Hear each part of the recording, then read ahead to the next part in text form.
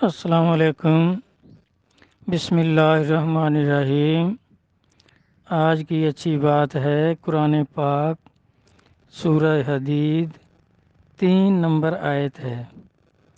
هو الاول والآخر والظاہر والباطن۔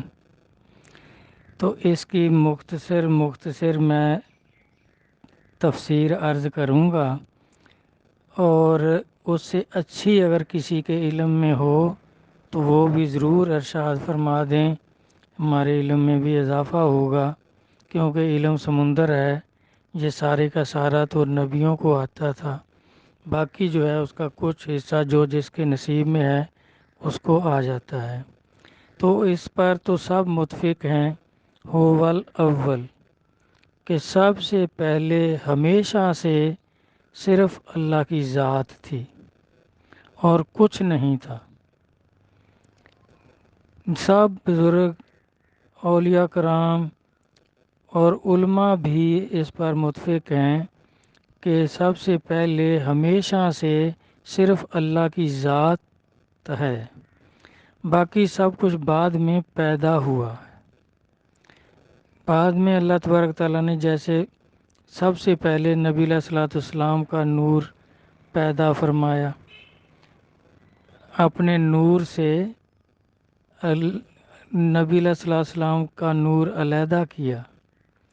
یہ اس میں دیکھیں، یہ کہنے کی بات ہے، اب نور اللہ کا جو نور ہے، اللہ نور السماوات والارض، اللہ زمینوں آسمانوں کا نور ہے، اور کوئی جگہ ایسی نہیں جہاں اللہ کا نور نہیں ہے یا اللہ کی ذات نہیں ہے۔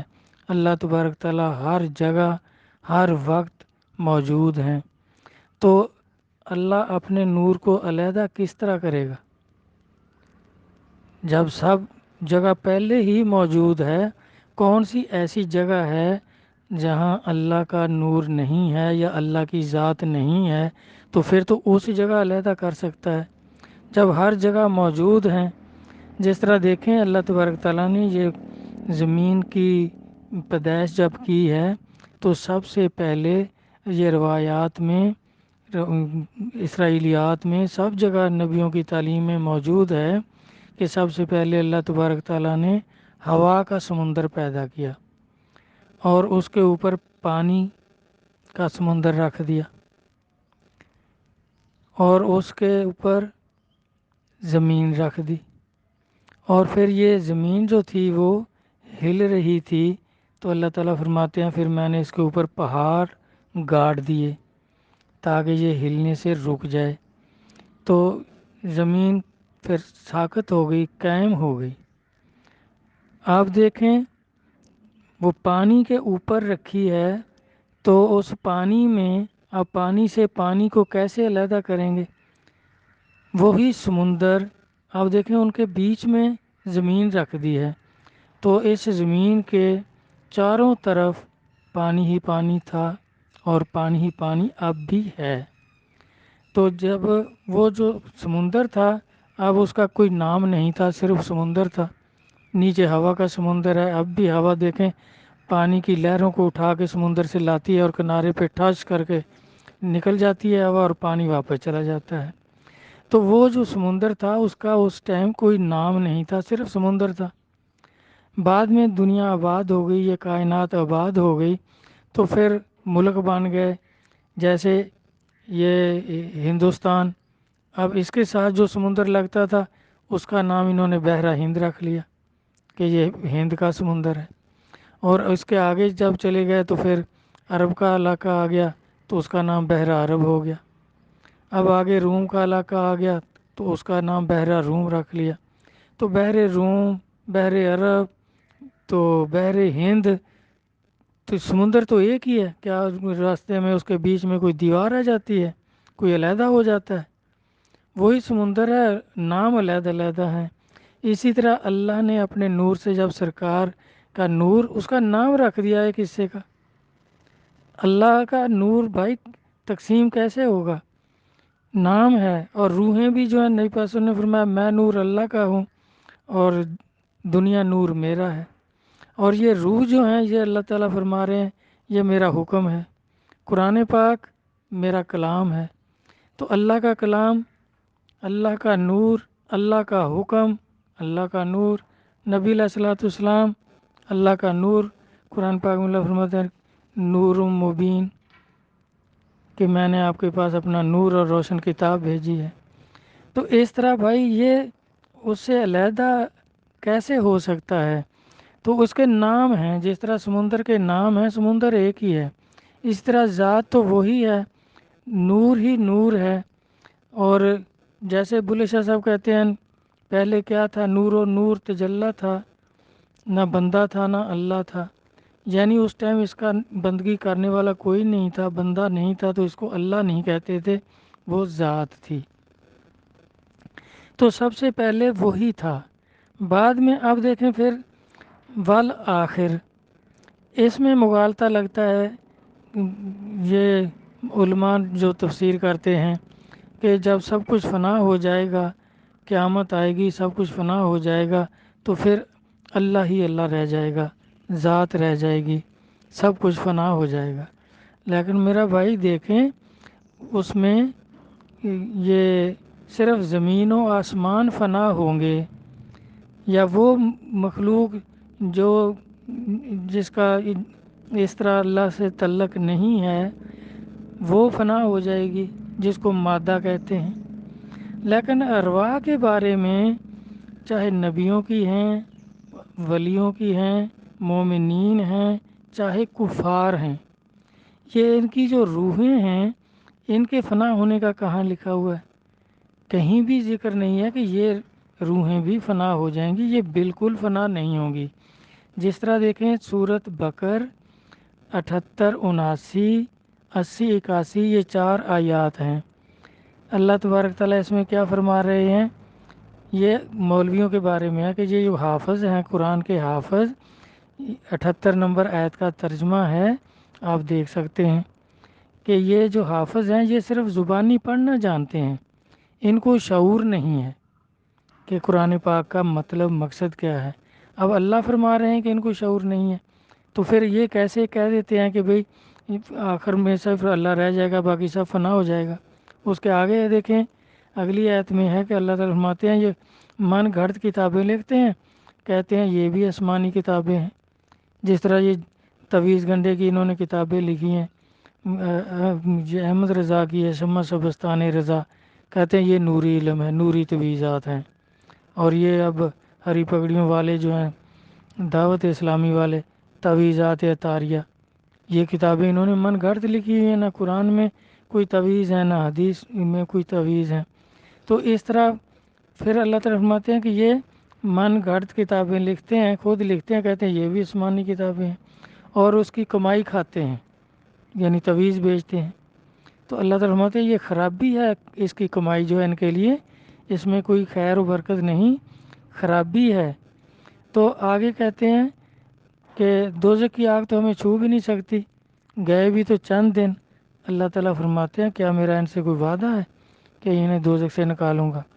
کبھی نہیں نکالوں گا، یہ جہنم میں جائیں گے اور ہمیشہ جہنم میں رہیں گے۔ اب دیکھیں اللہ تعالیٰ فرما رہے ہیں کہ ہمیشہ، تو پھر فنا کس وقت ہو جائیں گے یہ؟ اور جنتیوں کے بارے میں ہے خالدین فیہا، کہ جنتی جو ہیں وہ بھی جنت میں ہمیشہ رہیں گے۔ اور پھر جس کو موت کہتے ہیں تو اس میں بھی روحیں جو ہیں، نیک روحیں، احادیث مبارکہ میں دیکھیں وہ عالم علیین میں چلی جاتی ہیں۔ ادھر آدمی فوت ہوتا ہے، انتقال کہتے ہیں نا، منتقل ہوتے ہیں، یہاں سے وہ نیک روحیں نبیوں کی، ولیوں کی، وہ عالم علیین میں چلی جاتی ہیں، اور کافروں کی اور گناہ گاروں کی جو دوزخی ہیں وہ سجین روحوں کا مقام ہے۔ یہ دونوں روحوں کے مقام ہے، نیک روحوں کا عالم علیین، اور یہ گناہ گار جو دوزخی ہیں ان کا عالم سجین، تو اس میں رہتے ہیں۔ اور پھر یہ عذاب ثواب ہوتا ہے، جنت کے باغوں میں باغ ہے قبر، یا دوزخ کے گڑھوں میں گڑھا ہے قبر، تو یہ حدیثیں موجود ہیں۔ تو پھر فنا کیسے ہو گئی؟ اگر فنا ہو جائیں تو پھر یہ قبر کا عذاب یا جنت کے باغوں میں باغ، یہ کون دیکھے گا؟ یہ کیسے ہے؟ یہ میرا بھائی کوئی فنا نہیں ہوگا، صرف زمین و آسمان جو ہیں یہ فنا ہوں گے اور ان کو دوبارہ اللہ پیدا کریں گے اور حشر کا میدان لگے گا۔ تو اس طرح یہ والآخر جو ہے اس میں روحیں باقی ہوں گی، اللہ کی ذات بھی ہوگی، باقی سب کچھ نہیں ہوگا۔ تو اب اس کو کہہ رہے ہیں، اللہ تعالیٰ فرماتے ہیں کہ میں ہی تھا اول میں، یعنی ہمیشہ سے، اور آخر میں ہم ہمیشہ سے تو نہیں ہیں، اولاد آدم ارواح جو ہیں ہمیشہ سے نہیں ہیں، پیدا ہوئی ہیں، اللہ نے ان کا نام رکھا ہے، اس کو مخلوق کہا ہے، لیکن آخر میں والآخر یہ فنا نہیں ہوگی، یہ اب ہمیشہ رہیں گی، کیونکہ اللہ تعالیٰ قرآن میں فرماتے ہیں نا، دوزخی دوزخ میں ہمیشہ رہیں گے، جنتی جنت میں ہمیشہ رہیں گے۔ تو یہ فنا نہیں ہوں گے۔ اب اللہ تعالیٰ ان کو اپنا ہی آپ ہی کہہ رہا ہے کہ میں ہی ہوں گا بالآخر، اب میں ہی سب سے پہلے تھا، میں ہی سب سے آخر میں، یعنی ان کو اللہ تعالیٰ اب اپنے ساتھ ملا رہے ہیں، اپنا آپ کہہ رہے ہیں، جس طرح نبی پاک نے فرمایا من عرف نفسہ فقد عرف ربہ، کہ جس نے اپنے آپ کو پہچان لیا اس نے اللہ کو پہچان لیا، یعنی اسی سے نکلا ہے۔ جیسے کہتے ہیں کچھ نہیں تھا تو خدا تھا، کچھ نہ ہوگا تو خدا ہوگا، کچھ نہیں تھا تو خدا تھا، کچھ نہ ہوتا تو خدا ہوتا، ڈبویا مجھ کو ہونے نے، میں نہ ہوتا تو خدا ہوتا۔ میں یعنی نفس ہے، یہ خواہشات ہیں، لذات ہیں، شہوات ہیں، یہ جب ختم ہو جائیں تو پھر وہ بھی وہی ہو جاتا ہے۔ جس طرح کئی بزرگوں نے نعرہ لگایا انا الحق انی انا اللہ، اور نبی اللہ صلی اللہ علیہ وسلم بھی فرما رہے ہیں کہ من رائنی فقد را الحق۔ تو اس طرح یہ چیزیں، یہ تو بھائی اللہ تعالیٰ یہ کہہ رہے ہیں کہ یہ پھر جس طرح ایک دوسری حدیث پاک ہے، حدیث قدسی، کہ جب بندہ میرے قریب ہو جاتا ہے، یعنی نفس سے جان چھڑا لیتا ہے، خواہشات سے جان چھڑا لیتا ہے، تو میرے قریب ہو جاتا ہے، تو اس کے ہاتھ پاؤں زبان میں ہو جاتا ہوں۔ تو آخر میں بھائی صرف اللہ نہیں، یہ ارواح بھی ہوں گی، اور ان کو اللہ تعالیٰ وہی فرما رہے ہیں کہ بس میں ہو جاتا ہوں۔ تو آگے ہے بس ظاہر، اب ظاہر میں کہاں ہے اللہ تعالیٰ؟ تو یہ پھر کائنات کو کہنے لگے یہ درخت حجر شجر یہ سب اللہ کا ظہور ہے، اللہ کا نور ہے۔ میرا بھائی یہ نہیں ہے، یہ مخلوق ہے۔ ظاہر جو ہے اللہ تعالیٰ اپنی ذات کا اظہار کرتے ہیں، اس کو کہا ہے اللہ تعالیٰ نے وہ ظاہر۔ جیسے موسیٰ علیہ السلام کے وقت میں کوہ طور پر اللہ کا نور ظاہر ہو رہا تھا، ایک درخت سے جھاڑ رہا تھا، تو موسیٰ علیہ السلام پاس گئے تو اللہ اسے آواز آئی کہ میں تیرا رب ہوں، اے موسیٰ جوتے اتار کر آؤ، ادب کرو۔ اب وہ نبی چونکہ پہچان لیتے ہیں، وہ جان گئے کہ یہ جو نور جھڑ رہا ہے اور یہ درخت سے آواز آ رہی ہے، یہ واقعی میرے اللہ کا اظہار ہے، ذات کا اظہار ہے، یہ وہی ہے، لیکن یہاں یہ ظاہر ہو رہا ہے۔ اور اسی طرح اولیاء کرام کے کتنے ایسے اولیاء کرام ہیں جن کے القابات ہیں مظہر نور خدا، جیسے داتا صاحب کے بارے میں خواجہ غریب نواز لکھتے ہیں کہ گنج بخش فیض عالم مظہر نور خدا، کہ اللہ تعالیٰ کا ظاہر نور۔ تو اس طرح اللہ اپنا اظہار کرتے ہیں، اس کو آپ فرما رہے ہیں کہ وہ ظاہر، میں ہی ظاہر ہوتا ہوں۔ اس طرح اور بھی کئی بزرگوں کے یہ القاب ہیں مظہر نور خدا۔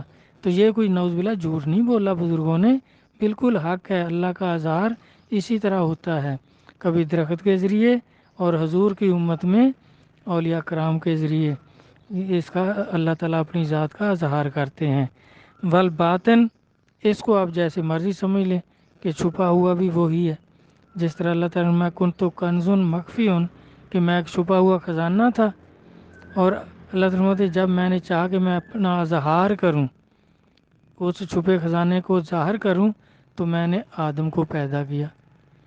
یہ اب آدم، اولاد آدم میں سے جو اللہ کے ولی ہیں، ان کے ذریعے اللہ اپنا اس چھپے خزانے کا اظہار کرتے ہیں، اور ان کی زبان پر بھی کبھی کبھی آ جاتا ہے، وہ اللہ ہی کہتے ہیں، جس طرح اللہ تعالیٰ فرماتے ہیں کہ ان کے ہاتھ پاؤں زبان میں ہو جاتا ہوں، تو ان کی زبان پر اللہ ہی کلام کرتے ہیں۔ تو جن کی زبان پر اللہ کلام کریں، ہاتھ سے اللہ پکڑیں، پاؤں سے اللہ چلیں، تو پھر آپ اس کو کیا کہیں گے؟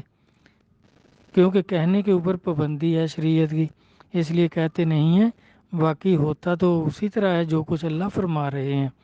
تو اللہ تبارک تعالیٰ قرآن پاک کو سمجھنے کی توفیق عطا فرمائے۔ اللہ حافظ۔